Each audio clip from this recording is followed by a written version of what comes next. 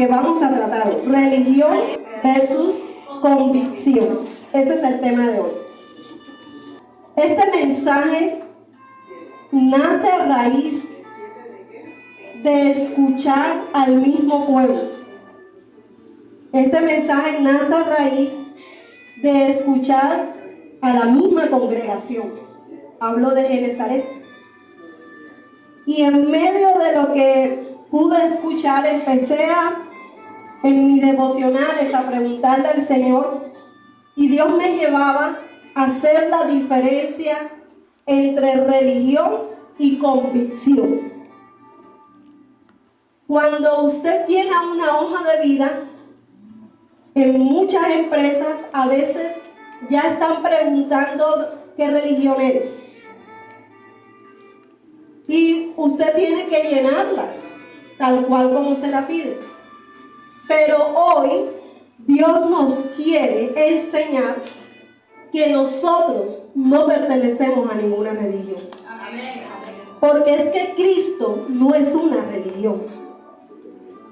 Y si usted en un formulario o en una hoja de vida tiene que colocar, usted lo va a colocar porque es un requisito, ¿verdad? Entonces usted va, ¿qué religión eres? Tengo que colocar cristiana, cristiano, porque es un requisito. Pero yo tengo que tener mi convicción que yo no estoy en una religión. Tu vida es entregada a los pies del Salvador, no de una religión. Y a la luz de la palabra vamos a ir viendo que Jesús enseñaba la doctrina, que Jesús enseñaba una doctrina de fe, Jesús enseñaba la doctrina del reino, la doctrina de salvación, pero Jesús no vino a enseñar una religión, porque Él vino a darle a entender a su pueblo, a los gentiles, al nuevo pueblo adquirido, que nosotros estamos bajo los pies, me refiero a que Dios está arriba y nosotros estamos acá, y estamos bajo la autoridad de un Dios que trajo convicción a nuestras vidas a través de su Hijo.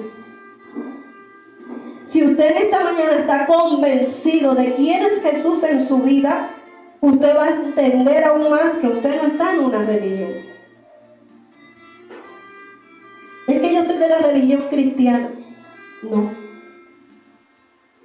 Nosotros no somos de la religión cristiana. Usted es cristiano. Usted es cristiano. Vamos a comenzar con el libro de Mateo, capítulo 7, versículo del 28 al 29. Y dice: y cuando terminó Jesús estas palabras, la gente se admiraba ¿de qué? De su doctrina. ¿La gente se admiraba de la religión? No, de su doctrina. Doctrina significa enseñanza. La gente se admiraba de lo que Jesús enseñaba. Y por eso muchos, cuando iban a escuchar a Jesús, quedaban maravillados. Porque Jesús trajo una enseñanza. Acordémonos que desde el principio habían leyes puestas por el hombre. Habían leyes mosaicas de Moisés.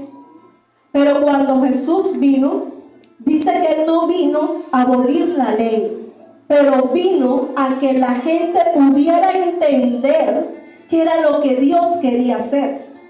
No que la gente viviera bajo la ley, sino que viviera bajo esa gracia que trajo Dios a través de nuestro Salvador Jesús. Juan 7:16, Juan capítulo 7, versículos 16 al 39. Vamos a leer un poquito y vamos a entrando en contexto. Dice: Jesús le respondió y le dijo: mi doctrina no es mía, sino de aquel que me envió. El que quiera hacer la voluntad de Dios, conocerán si la doctrina es de Dios o si yo hablo por mi propia cuenta. Jesús ahí no está diciendo: la religión que yo traigo no es mía. Él siempre habló de la doctrina, el tema de la religiosidad. Y si nosotros nos vamos a la Escritura, nos damos cuenta que quienes más persiguieron a Jesús eran los religiosos. Eran los fariseos, eran los escribas, eran los saduceos. Los escribas poseían un profundo conocimiento de la ley de Moisés. Los escribas conocían la ley de Moisés. Eran considerados maestros de las escrituras. Eso eran los escribas. Y en algunos casos los escribas fueron criticados porque agregaban tradiciones y costumbres a la ley. O sea, agregaban tradiciones de hombre, no dadas por Dios. Y bíblicamente registra cómo estos religiosos fueron los que más se le levantaron a Jesús.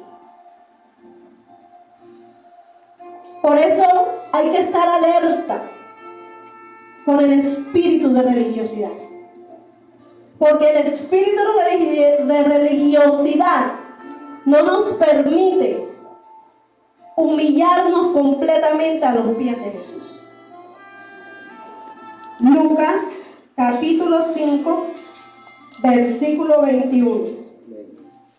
Dice: entonces los escribas y los fariseos comenzaron a cavilar diciendo: ¿quién es este que habla blasfemia? ¿Quién puede perdonar pecados sino solo Dios? Jesús vino a enseñarnos el reino de los cielos aquí en la tierra. Vino a enseñarnos lo que el Padre tiene para cada uno de nosotros. Vino a sacarnos de la religión para vivir bajo una gracia, pero una gracia con responsabilidad. Porque a veces podemos ser permisivos en el tiempo de gracia. Y el tiempo de gracia va a acabar. Entonces a veces nos detenemos en el tiempo de gracia. Ya Jesús pagó un precio por mí, ya Él venció en la cruz, ya Él abolió todo decreto contrario, pero yo no me puedo quedar allí solamente. Yo tengo que estar apercibido, yo tengo que estar alerta, tengo que estar en sus marcas, listos, fuera, porque no sabemos a la hora que Jesús venga. Y la Biblia dice que nadie ponga por tardanza su venida. Entonces los escribas, conocedores de la palabra, ellos preguntaban: ¿quién es este para perdonar?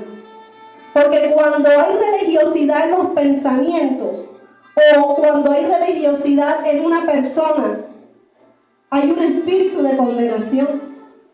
Pero Dios ha venido a traer libertad a nuestras vidas.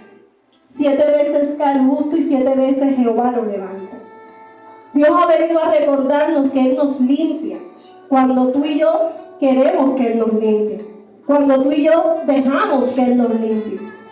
Entonces estos escribas se levantaban en contra de Jesús porque había un espíritu de ¿qué? De religiosidad.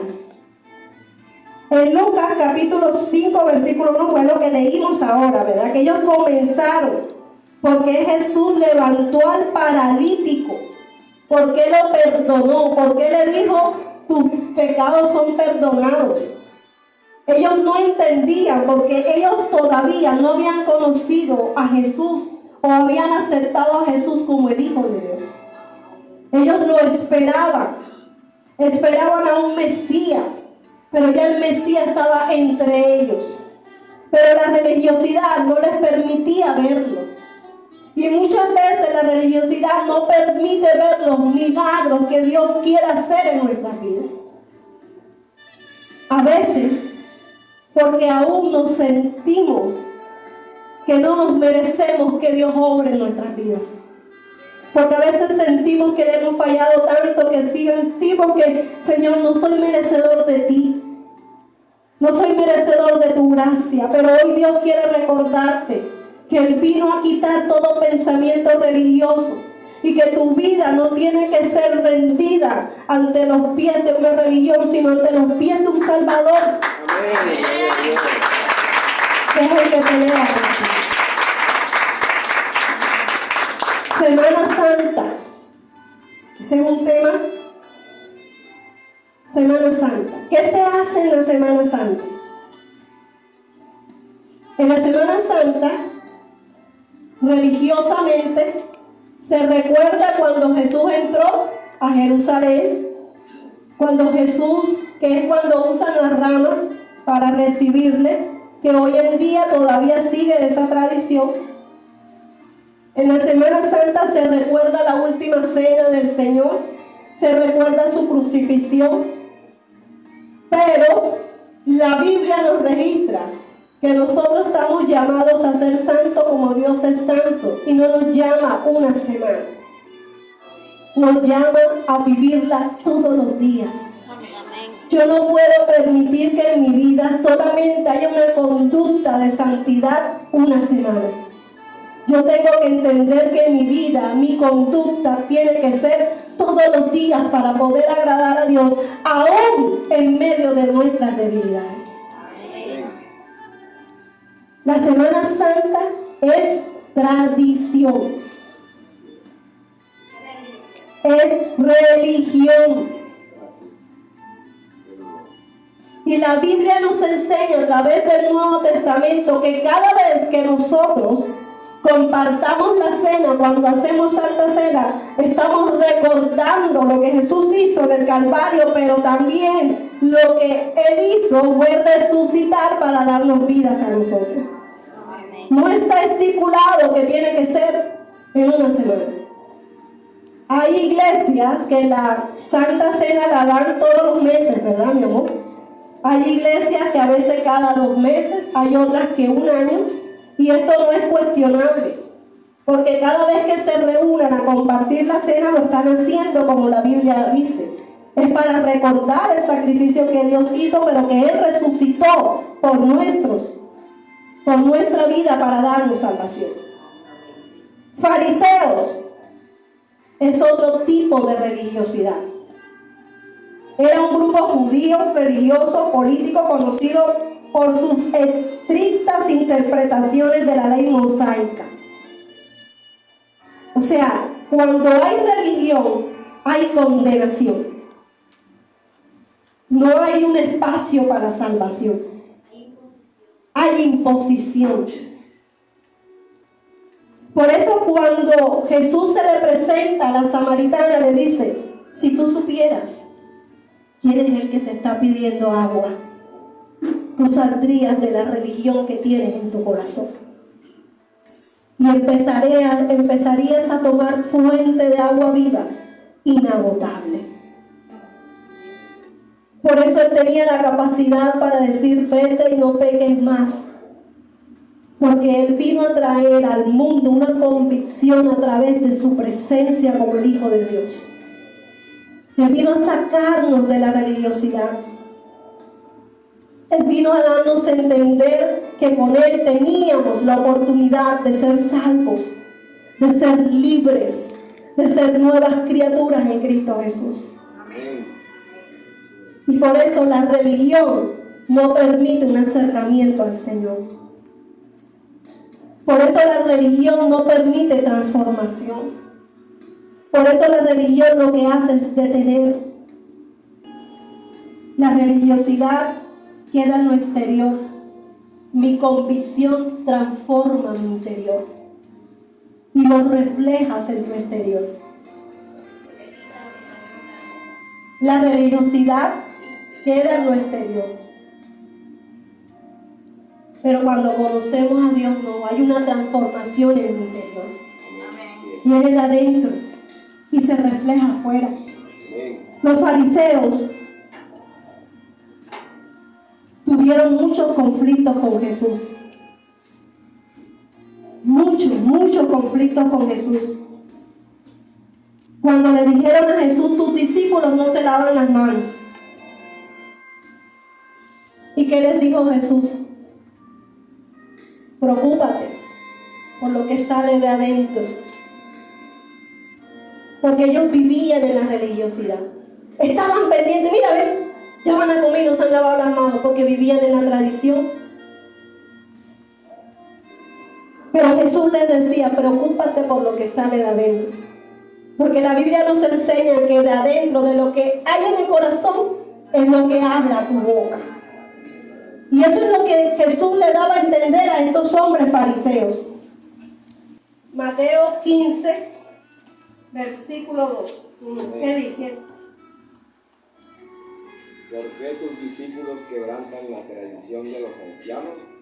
Porque no se lavan las manos cuando comen pan. ¿Por qué tus discípulos quebrantan la tradición de los ancianos? ¿De qué le estaba hablando? De tradición. Tradición. Nosotros no podemos tener una mentalidad de tradición. Que si hacemos lo mismo que arrastramos con la tradición. De años atrás. Si aquí Dios nos direcciona para un día hacer lavatorios de pies, lo hacemos, pero no tiene que ser precisamente en lo que llaman Semana Santa. ¿Sí me doy a entender? Si Dios nos dice más adelante, lávenle los pies a la congregación, lo vamos a hacer. Pero muchos lo hacen en estos tiempos, porque siguen en la tradición. A una iglesia cristiana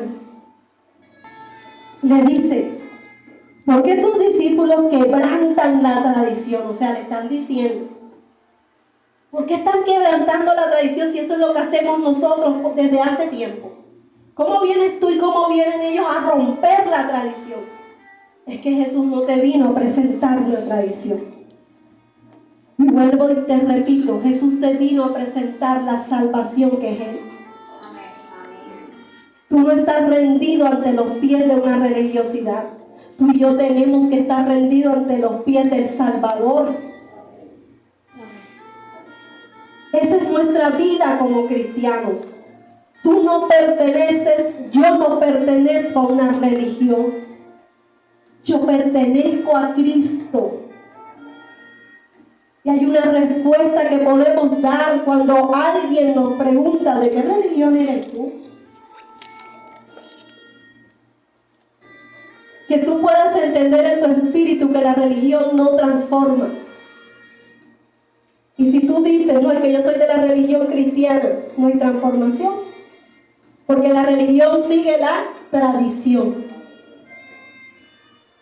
Dios te ha llamado, nos ha llamado para una convicción que es en Jesucristo, que murió y resucitó al tercer día y está sentado a la diestra de Dios Padre como tu abogado y como mi abogado. Amén.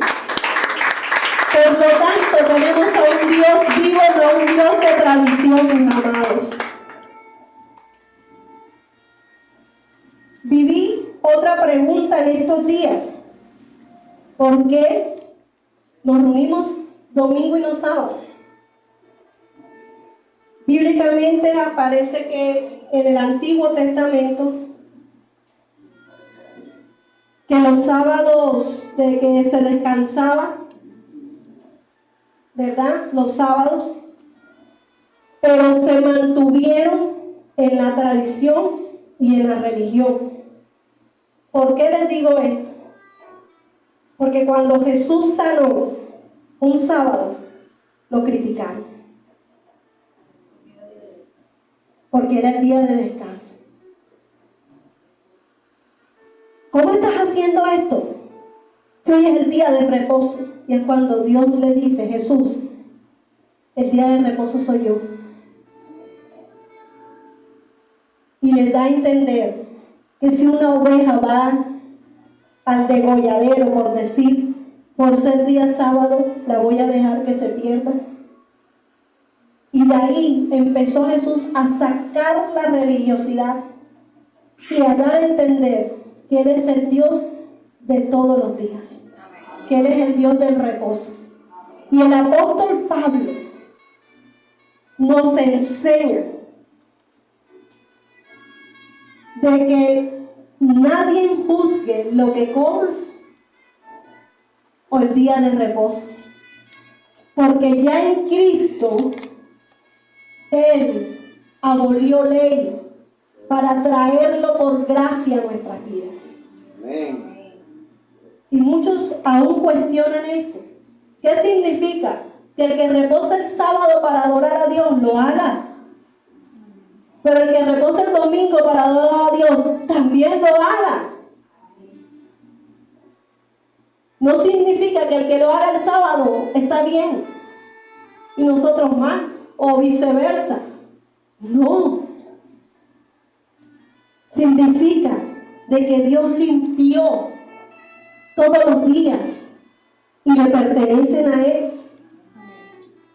Solo a Él. No le pertenecen al hombre. Si nosotros vamos al libro de Hechos, vámonos al libro de Hechos capítulo 20, versículo 7. El primer día de la semana, reunidos los discípulos para partir el pan, Pablo les enseñaba, habiendo de salir al día siguiente, y alargó el discurso hasta la medianoche. ¿Qué dice el primer día de la semana? Esto está en Nuevo Testamento. ¿Y cuál es el primer día de la semana? Yo no estoy tratando de decir que el sábado no se pueda reposar para adorar a Dios. Pero a raíz, después de la resurrección del Señor, los apóstoles que estipulado en la Biblia que ellos se reunieron el primer día de la semana, que viene siendo hoy, domingo. O sea, la semana no comienza mañana lunes, ya la semana comienza de hoy. Y está diciendo que ellos se reunieron, ¿qué? El primer día. Nosotros estamos reunidos, ¿qué? Primer día. Entonces, los que se reúnen sábado, gloria a Dios. Pero si me reúno domingo, gloria a Dios. Porque lo estamos haciendo para el Señor. La religión versus convicción. Yo necesito tener una convicción. ¿Quién es Jesús? ¿Qué hizo Jesús por mí? ¿Qué hace Jesús por mí? ¿Qué creo yo de mi Jesús? Y eso es lo que me va a mantener a su lado. Porque la religión no mantiene al lado a nadie de Jesús, sino que te aleja. Muchos se alejaban de Jesús por su religiosidad, por su orgullo de recibir la verdad que Jesús le estaba entregando. Por eso la palabra dice que Él toca y Él llama. Y si tú le abres, Él entra. Tanto es que aún siendo nuestro Dios y siendo nuestro Creador, no nos obliga a recibirle, sino que Él te toca y te dice, ¿puedo entrar? ¿Me dejas pasar para direccionar tu vida? Y si tú le dices que sí, Él lo va a hacer. Amén. Porque Él vino a traer a tu vida la convicción de que Él es el Hijo de Dios. Y por eso, en ocasiones, Él decía, y Él dice que soy yo. Porque no había una convicción en sus vidas. Tu convicción en Jesús va a traer la transformación a tu vida. El religioso nunca tiene transformación. Siempre se mantiene ahí, en lo mismo. En lo mismo. El religioso cree en un ser superior, pero nunca se rinde a Dios. Él cree que Dios existe. Los fariseos y escribas, sí, Dios, hablaban de Dios, pero nunca se rindieron ante Dios. Por eso usted puede escuchar a gente que dice, yo creo en Dios, pero ¿de qué forma lo estamos haciendo? Mi convicción en Jesús me lleva a un rendimiento genuino. El religioso no tiene comunión con Dios, y al no tener comunión con Dios, no hay cambios profundos. convicción me tumba del caballo para tener comunión genuina, y lo vivió el apóstol Pablo. Cuando yo dejo que Jesús transforme mi vida, me tumba del caballo. ¿Se acuerdan de la historia de Saulo? Que fue tumbado del caballo, quedó ciego por unos días, pero cuando se levantó de ahí, ya tenía una convicción de quién realmente era Jesús. Y muchas veces va a tocar que Dios nos tumbe del caballo, porque estamos tan arriba que va a ser necesario que Él nos tumbe conceptos, tumbe nuestras propias opiniones, lo que yo creo, lo que yo pienso, lo que yo siento, lo que no me deja avanzar en Él. Los fariseos y escribas eran súper religiosos, pero no tenían discernimiento de espíritu. ¿Qué les impedía a ellos realmente darle la libertad a la enseñanza de Jesús? Que no le dieron la libertad al Espíritu Santo. Y recordemos que el Espíritu Santo no está solamente en el Nuevo Testamento, Él está desde el Antiguo Testamento, porque trabajaron juntos, Padre, Hijo y Espíritu Santo. Y como no había discernimiento de espíritu, ellos no pudieron tener la convicción de quién era Jesús. Por eso lo persiguieron, por eso lo entregaron. No, lo entregó Judas. Pero ¿a dónde se acercó Judas? A los religiosos. ¿Quiénes le dieron las monedas a Judas? Los religiosos. Cuando tú crees, tú ves los milagros de Dios. Cuando tú crees, tu vida cambia. Cuando tú crees, algo Dios hace y no te deja en la posición en la que estás. El religioso no tiene fruto de arrepentimiento. Mi convicción me lleva a trabajar por dar frutos y frutos que permanezcan. Hay cosas que se hacen como tradición y nosotros como cristianos tenemos que tener cuidado con esas tradiciones. Por eso, cuando llega diciembre, nosotros no podemos entrar en el mismo afán de la gente, de que tienen que estrenar 7, recuérdenme, 24, si en caso 25, primero, Reyes Magos. Eso es tradición, mi hermano. Y cabe en este tema. Eso es tradición. Y yo no estoy bajo una tradición. Nosotros estamos bajo una convicción que es Jesús. Usted estrena en diciembre los días que quiere estrenar, mi hermano. Estrena en noviembre, diciembre, enero, marzo, abril. Pero si usted entra en el mismo afán que la tradición, hay un espíritu de religiosidad. Y es comercio. Y nos dejamos arrastrar, Steven, por el comercio. Los juguetes se ponen más caros. Y queremos comprar los juguetes en ese tiempo donde se ponen más caros. Miren, nosotros no hemos enseñado a nuestras hijas a darle juguetes 24. Nosotros hacemos la acción de gracia. Y aquí en Genezaret llamamos acción de gracia, ¿verdad, mi? Para los niños como para toda la iglesia en general. Y en la acción de gracias, si Dios nos permite reunir juguetes, lo hacemos y se lo damos a los niños. Pero como acción de gracia. Pero a nuestras hijas, nosotras nunca nos hemos enseñado a que el 24 tienen que tener un juguete. O que el 24 tienen que estrenar. Que sí me gusta recibir, cuando se acabe el año 31, sí me gusta vestirme bien bonita. A mis hijas también. Porque recibimos el año con una expectativa en el Señor. Pero que 7, que 24, que entremos en esos afanes, no, mi hermano, porque eso es tradición. Si usted pone velita el 7 de diciembre, Es tradición. Y usted le está poniendo vela a la Inmaculada Concepción. Y si usted es cristiano, usted que hace poniendo vela, mi hermano. No tiene sentido. Tenemos que salir. Y ahorita que estábamos orando, por eso le decía al Señor ahí, mi vida fue rendida no ante una religión, sino ante un Salvador. Amén. Tu vida tiene que ser rendida ante un Salvador, no ante una religión. Porque la religión tampoco salva a nadie, mi hermano. Te salva la convicción en Jesucristo.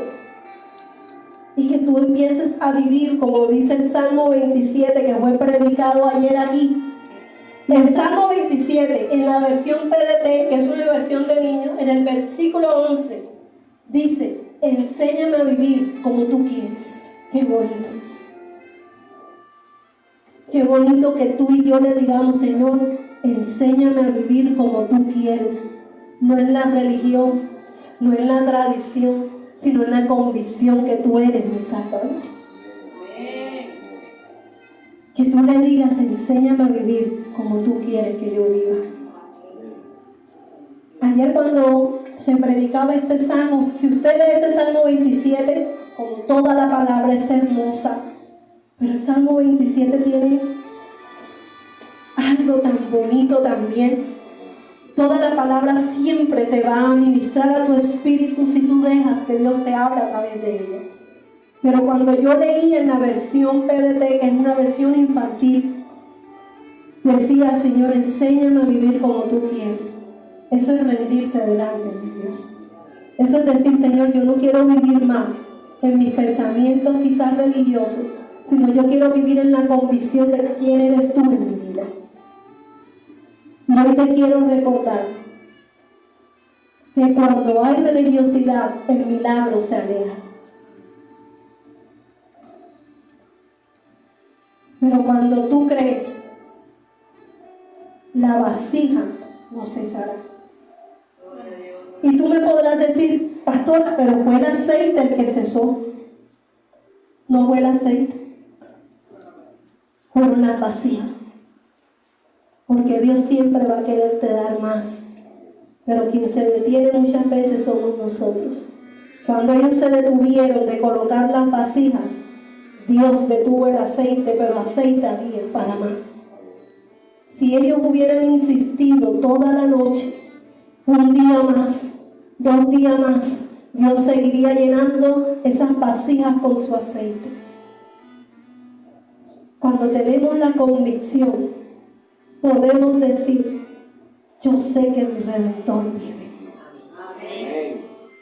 Cuando tenemos la convicción, podemos decir, yo sé que no estoy sola ni solo. Cuando tenemos la convicción, podemos decir, no vivo por vista, vivo por fe. Tú tienes que tener la convicción de quién es Jesús en tu vida.